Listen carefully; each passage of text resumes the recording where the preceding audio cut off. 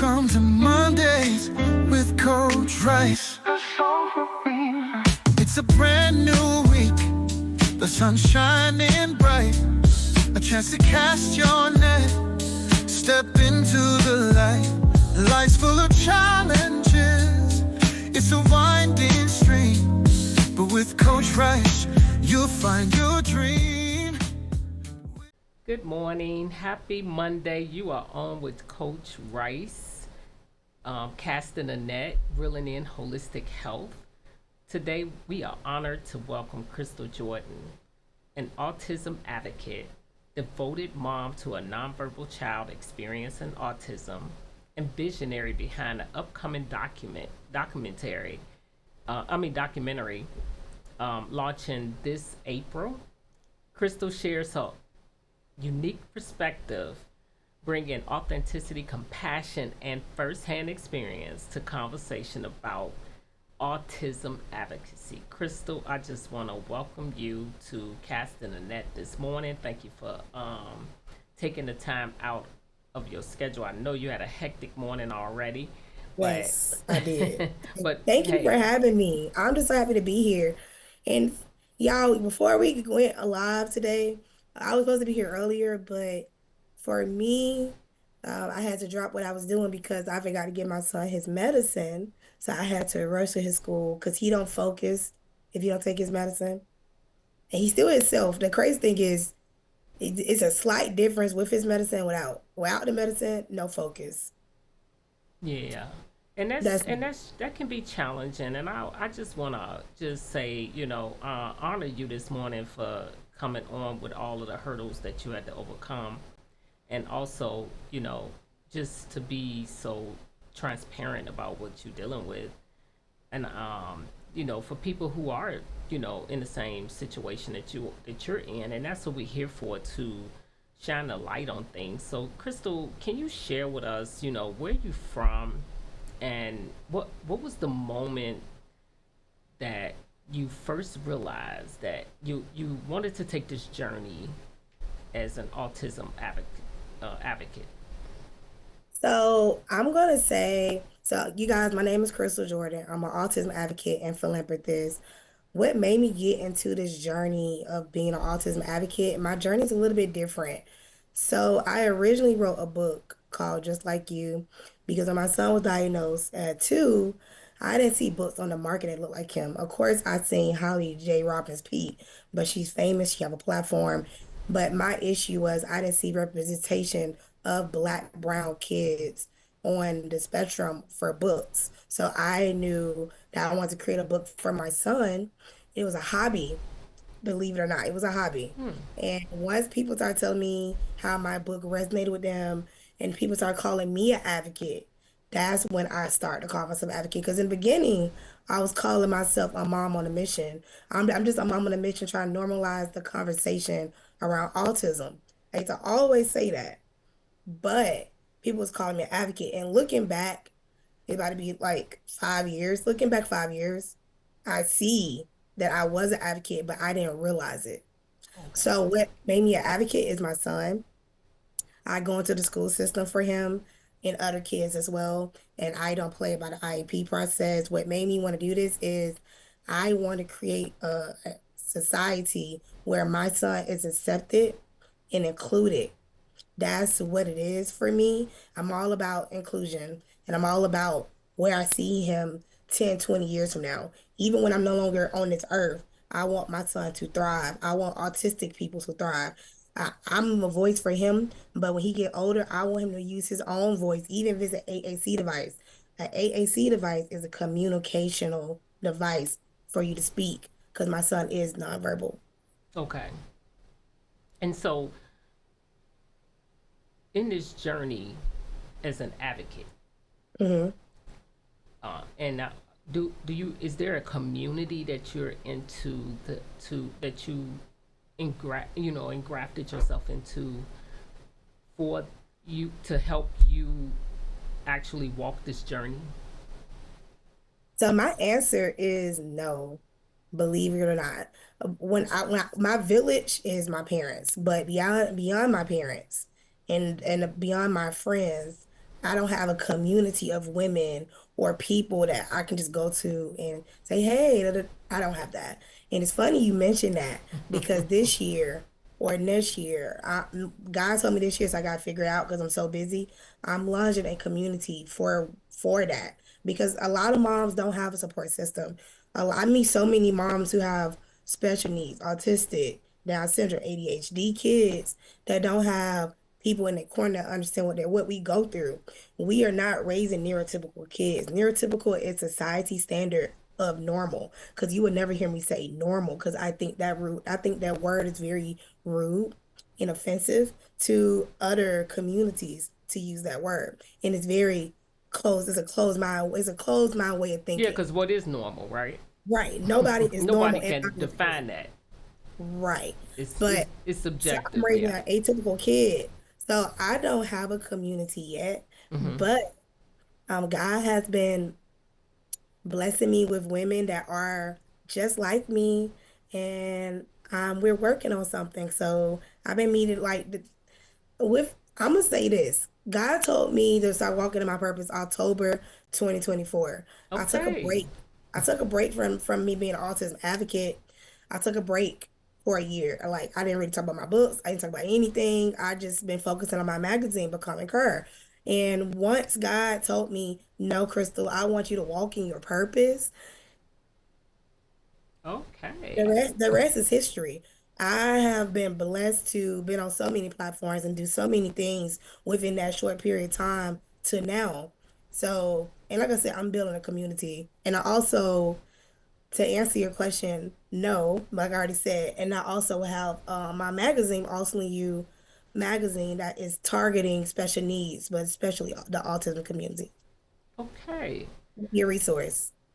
So love it. I'm so glad you called to that platform because there's so many people that need you, and God knows that. It seemed like it's happening so much now than it did before, Mhm. where kids are experiencing this, and so people need you in a community built around that because it's so much power in connecting with with a community where It's so it's you so can much give power. it's so much because you can give resources and different things and just to help each other out, right? Let me ask you a question. What are some of the hurdles that you face with your with your son being nonverbal? Oh, some of the hurdles, I'm gonna give you a quick story. One hurdle is when him being nonverbal, it's hard to understand when he's hurt. He has a high tolerance for pain. So that's a personal hurdle. Like my son used to hate going to the dentist. We switched dentists sometime last year. He was going to another dentist of another race, and I decided to tell that dentist, I don't think you're by saying I told him, I said, I don't think you are the best fit for my child. He's very traumatic. Every time he comes and you're building and you're not doing anything, you're not cleaning, it's just no. So I got a recommendation from within the Facebook group. Best dentist in my life. Love her. She is so amazing. The point of me telling the story, because I'm going to get back to what you just asked me, my son got his teeth cleaned for the first time with her, right? And it was a journey, but we found out why he hated the dentist. He had, I can't remember how many broken teeth, but he had broken teeth. I think it was six broken teeth. It was something. He had broken teeth in his mouth, and it was really bad. And nobody, he wouldn't let you look in his mouth. So I had to, of course, we had to put him to sleep, and we had to figure out what was going on. So fast forward, we went back to the dentist for a follow up after his surgery, and no problems. He wasn't fighting. He wasn't screaming. It is normally so bad. He sprung my wrist. Like it's really bad. Like he was screaming. He had meltdowns. When he see the dentist, it's like I need four people to bring him in. It was really bad. And I'm a Okay. single mom, Yeah. so I would be like, okay, we going to the dentist. And I knew he hurt me, but when he saw it, it was like no. But after we did the dental surgery, me and him, now we go to the dentist, no problem. So my biggest hurdle for my son is knowing when he's hurt. Because he feeds himself. He's very self-sufficient. But that's the biggest hurdle, like when he's hurt. Like I can't, Yeah. I have to gauge it. Like when we know when he's sick because he's quiet. So it's okay, you're quiet.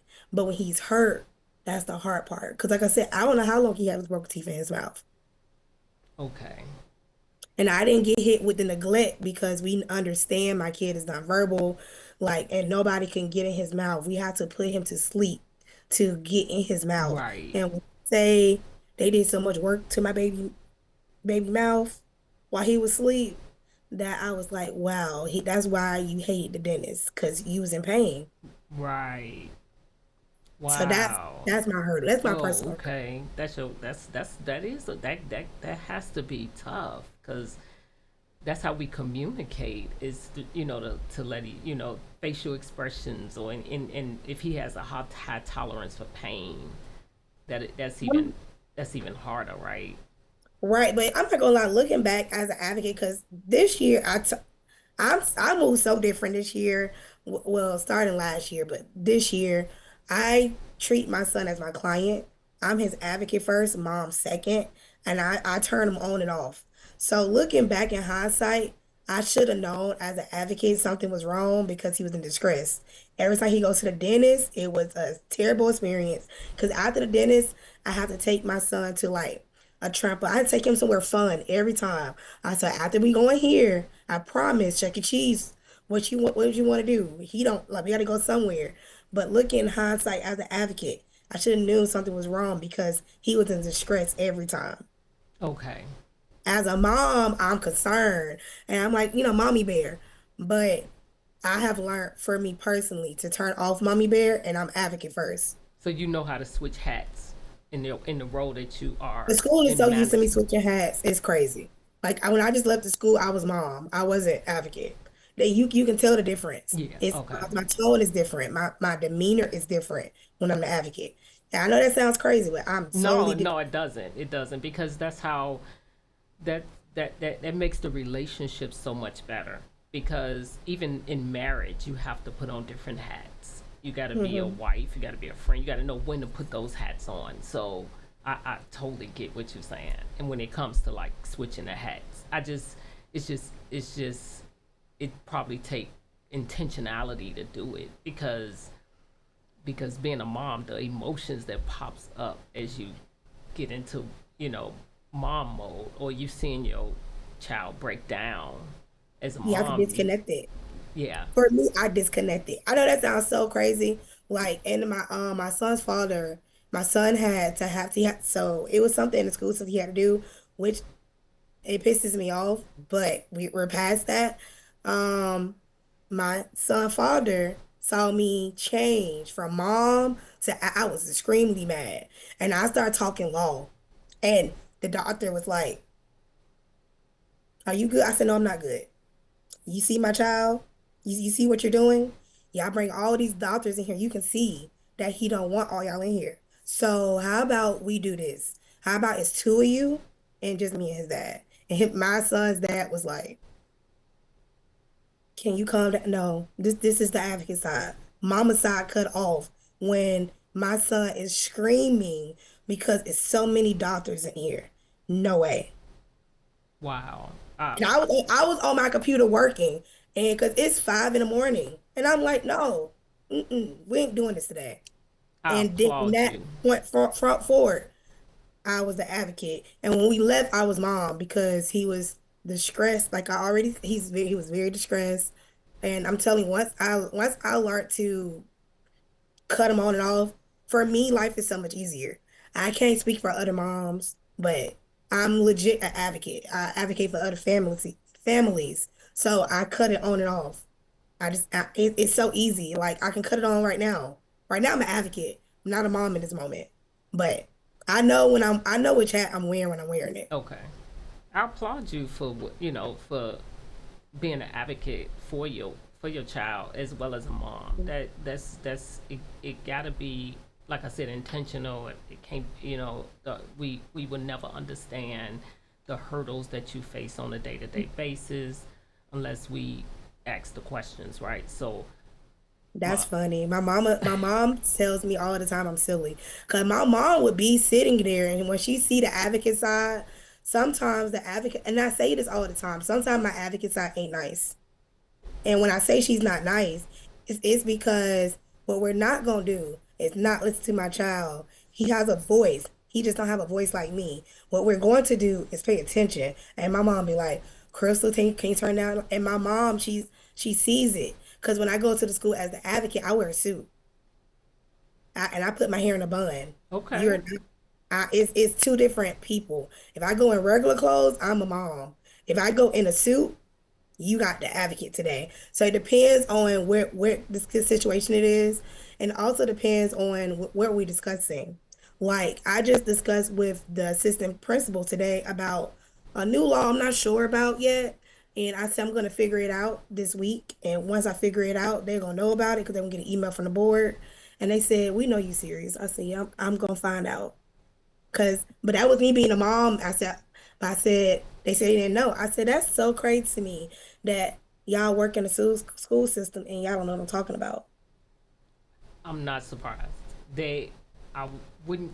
Let me, as an advocate, what are some of the hurdles that you see in the school system that need to be addressed?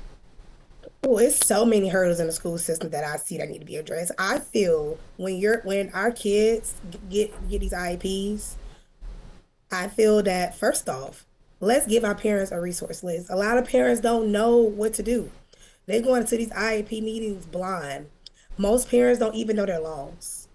Most parents don't even know that IEP is a legal binding contract. But I do know the school is not going to tell you that because they don't want to be sued. So they're not going to tell you that part. They're not going to tell you how serious the IEP is. This piece of paper is serious. They're not going to do that. But I do wish they had a little pamphlet for their community to discuss what an IEP is. This is the name of the law. And then it's up to the parent to do the research. These are your local advocates. But I know school systems don't like advocates. When you use that word, they change. So, but I wish it was more resources for our parents when they go into the schools to be like, this is what you need. This is this is how, or they should have an IEP coach at each school, and I believe they should guide the parents on how IEP process go, how the goals should look, what data we're looking at. This is something I feel that every school system in America needs is an IEP coach at every school that know their stuff, that stay updated with their training, staying updated with the laws, staying updated. Sorry. And that's what I wish the school system had. The hurdles that I see in the school system is I can't speak on this personally, but I do see when the nonverbal kids, like what system do we have in place where parents can know their kids' day-to-day life when their kids are deaf of hearing, nonverbal. What tools do we have as parents to be like, my kid did this today? Because we don't have the luxury, and I say the luxury very lightly, to say, hey, Zach, how was school today? What did we learn today? What you need help with today? I don't have that luxury Okay. because my son cannot speak back. So, what can we put in the school systems and for parents to communicate to make sure we know what our kid did and things of that nature? I have something in place, but as a whole, As a whole. what can we do? Got it. That makes sense. It's good. Thank you for sharing that because that's You're important. And I welcome. think people need to understand what, you know, what's going on in the school systems because lack of resources, lack of And lack of knowledge. pay. Yes, that's another thing. These special needs teachers are not paid enough. Like I believe that special ed should get paid more than general ed. They go through a lot more. They have behaviors. They also have IEPs. So some IEP documents may be 30, 40 pages, depending on the kid, because the IEP is an individualized educational plan. So I feel that they're not paid enough. I love my son teacher. When I tell you I love her to pieces, whatever she need, I'm there. But she go through a lot. And She go through a lot. no one sees that, right? Yeah, all her kids in her class, because my son's class is set up all autistic kids, and they all have different behaviors. Right, Every because single they're kid has a different different on the behavior. spectrum, right? They all on the spectrum, so they all have different behaviors. So a lot of them are nonverbal. So and that's why I had to go to the school because it's a lot for her to do. If my son is bouncing off the wall, and I went in there, and I do is I observe him. He in there just shoes off. He ain't listening. I said, I'm so sorry I didn't give his medicine today. I take accountability for that. I went up there so quick, and even if I had to go to work, I would have told my job is amazing. I would have told them I'm gonna be late, or if I was at work, I'm gonna leave work and I'm going to go take care of my kid and I'll be back. My job is amazing because I push what I do. Yeah, So that yeah. is amazing. Tell us about your documentary. Okay, I'm super nervous about my documentary, y'all. So it's me and my best friend project. My best friend is the director and full cinema. And it's me, and it's called Ultimately You, the Heart of Autism. And I'm following different moms' journeys. I have handpicked every mom for a different reason. Okay. So, and it's near and dear to my heart because it's not about me. Yes, it's my project. Yes, it's my vision. But I want people when they watch it, because we're gonna drop it on Tubi and Amazon Prime.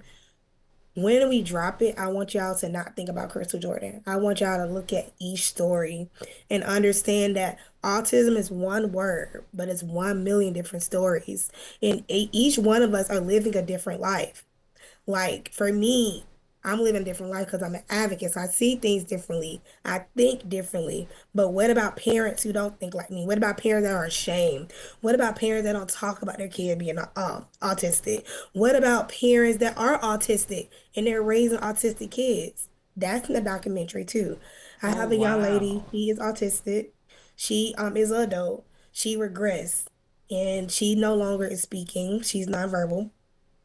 Yep. I did It not know breaks my that can heart. happen. Okay. She was nonverbal as a kid, but then she started talking like I talk.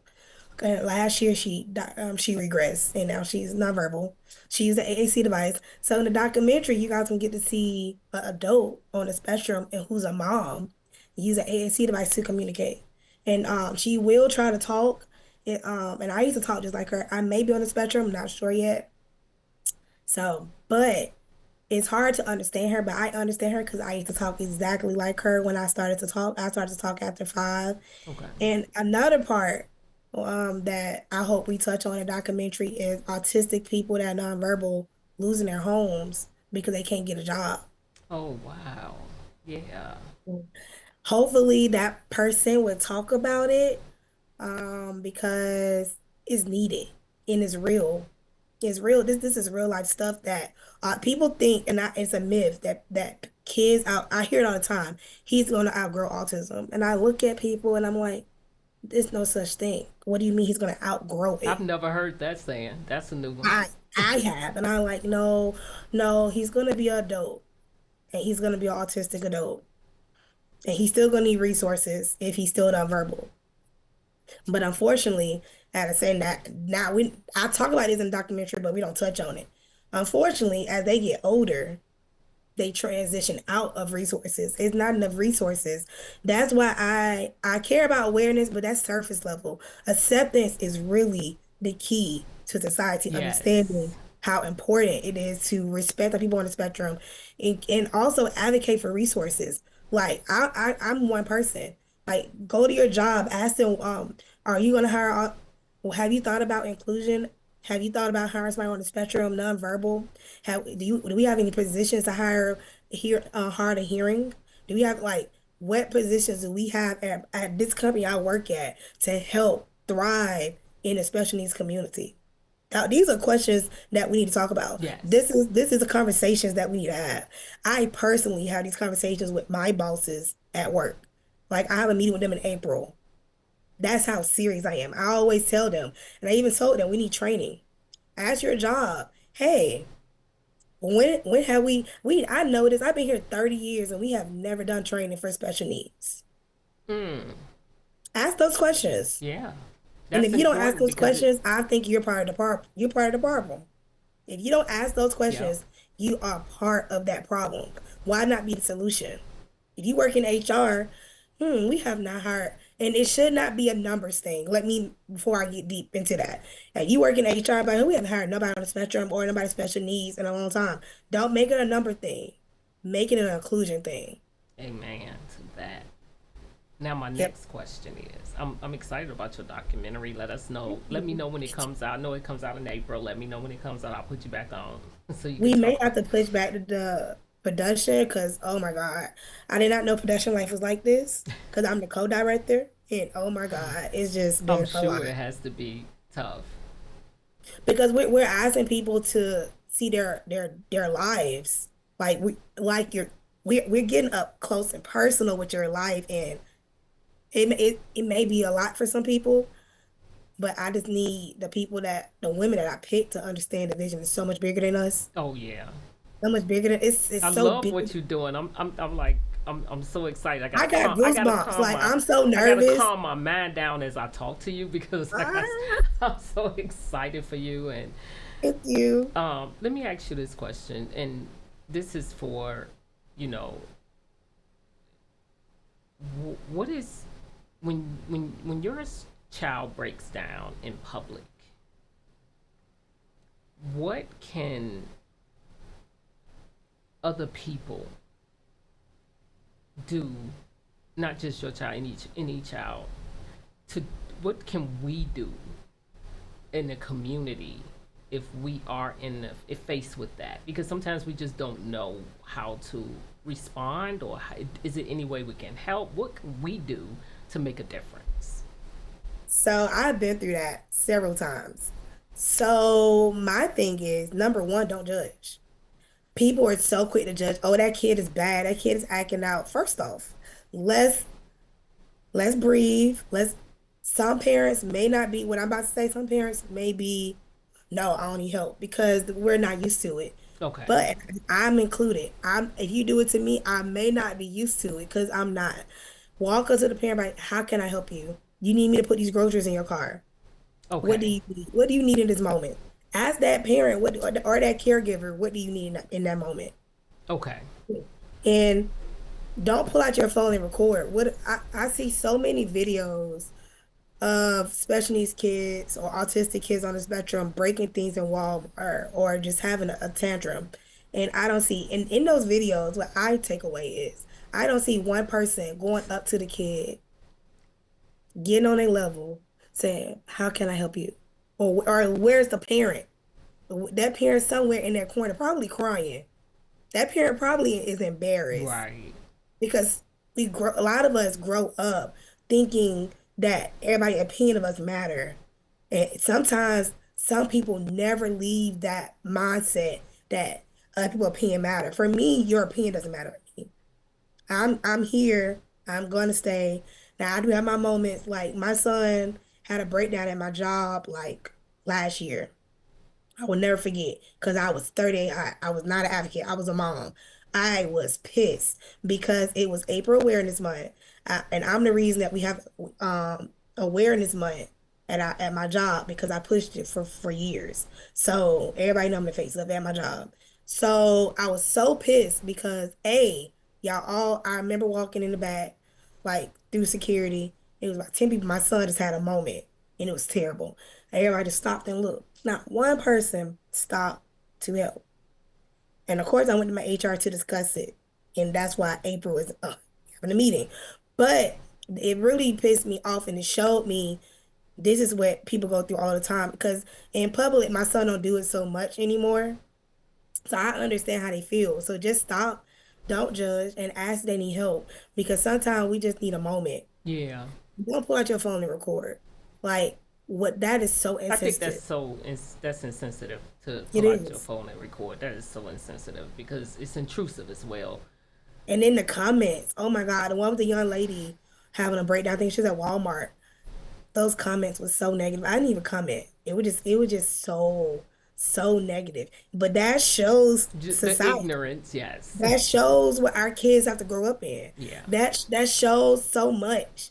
In that little window of time, it shows how people really view autistic people or special needs people.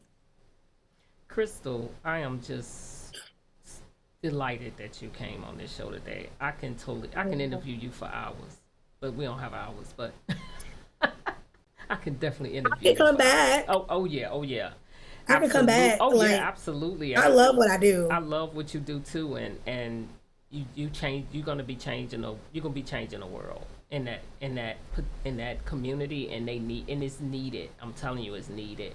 What before we leave, what advice would you give to the audience? One piece of advice that you would give to the audience that you want to leave To the somebody that's on the spectrum, like parents that like me or parents that are not like me. any would what however you want to do it. Okay. Which one you feel most impactful? Okay. So I'm gonna give two different things. Okay. If you have a kid that's on the spectrum, it's okay to not be okay. It's okay to scream. It's okay to vent to yourself. Don't vent online. Don't do that. But I want you to like take time. Self-care is so important. We cannot take care of our kids and get into these therapies if we don't take care of ourselves. I learned a long time ago that I cannot take care of my son from a half empty cup. I have to feed my son from my overflow. I have to fill him up from my overflow. And my overflow is what's gonna make him happy. And me being happy and me being good is gonna make sure my child is good. So if I can give any advice, self-care is about more than how we look. It's about how you feel on the inside. It's about your fitness. It's about your mind. It's about what did I read today? What did I do today to feed and fill my cup today? Everybody fill their cup differently. But I used to fill my cup. I haven't done it in like my personal trainer. If you watching this, I'm sorry. I have not went running in like since November, but I fill my cup by going running. I fill my cup by trying to find something in front I like that can inspire me. It can be a short video, and I can't say spending time with friends because I like it that I don't have balance, but I just find ways to fill my cup.